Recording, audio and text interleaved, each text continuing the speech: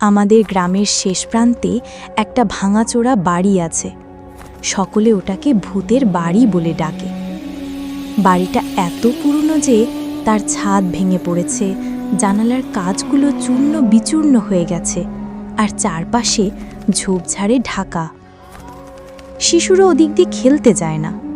গ্রামের লোকজন সন্ধ্যা নামলেই বাড়িটার পাশ কাটিয়ে অন্য রাস্তা ধরে, কারণ রাতে ওখান থেকে অদ্ভুত কান্না, ফিসফিস শব্দ আর কেমন যেন চাপা শ্বাস শোনা যায়। কথিত আছে বহু বছর আগে বাড়ির মালিকের স্ত্রী ওই বাড়িতেই রহস্যজনকভাবে মারা যায়। কেউ বলে আত্মহত্যা, কেউ বলে তাকে হত্যা করা হয়েছিল।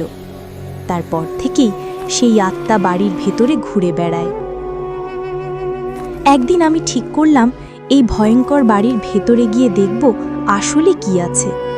গ্রামের মানুষ আমাকে বোঝালো, ওদিকে যেও না, ওখান থেকে কেউ ভালোভাবে ফেরে না। কিন্তু কৌতূহল আমাকে ছাড়ল না। রাত 10টার দিকে হাতে টর্চ নিয়ে আমি রওনা দিলাম। চারপাশে নিস্তব্ধতা। কুকুরগুলো হঠাৎ করেই চিৎকার করতে লাগলো, যেন তারা কিছু টের পেয়েছে। বাতাস ভারী, ঠান্ডা, আর মনে হচ্ছিল আমি একা নই। ভাঙা দরজাটা ঠেলে ভেতরে ঢুকলাম।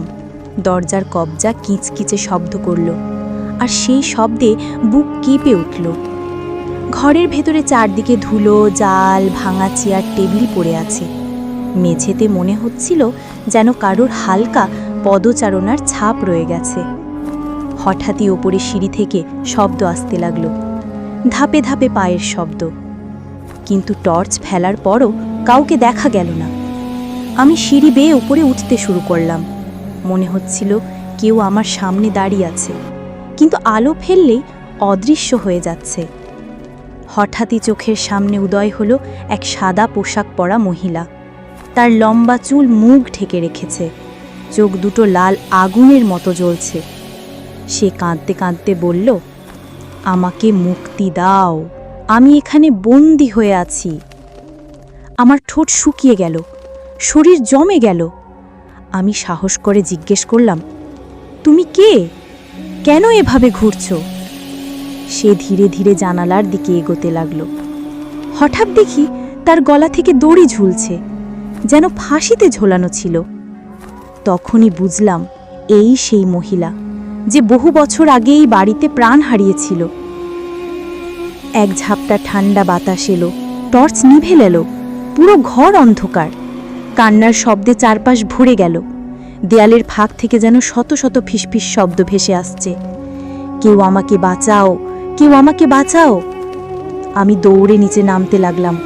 হঠাৎ সিঁড়ির মাঝপথে আবার সেই সাদা ছায়া দাঁড়িয়ে গেল।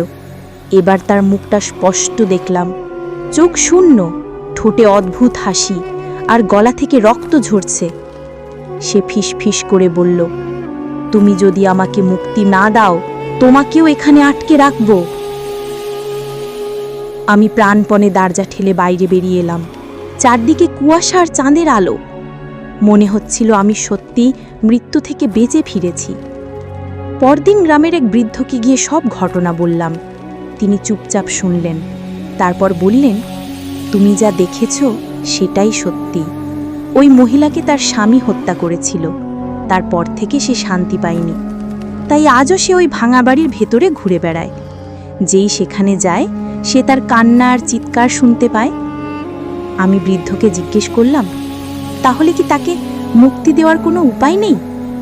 বৃদ্ধ দীর্ঘশ্বাস ফেলে বললেন, শুধু প্রার্থনা আর সৎকর্মই পারে তাকে শান্তি দিতে, কিন্তু এখনো পর্যন্ত কেউ সাহস করেনি।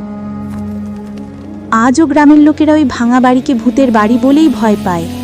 সন্ধ্যা নামলেই রাস্তা ফাঁকা হয়ে যায়, আর আমিও এখনো সেই রাতটার কথা ভুলতে পারিনি। চোখ বন্ধ করলেই ভেসে ওঠে সেই রক্তাক্ত চোখ, আর ভেসে আসে কান্নার শব্দ, আমাকে মুক্তি দাও, আমাকে মুক্তি দাও।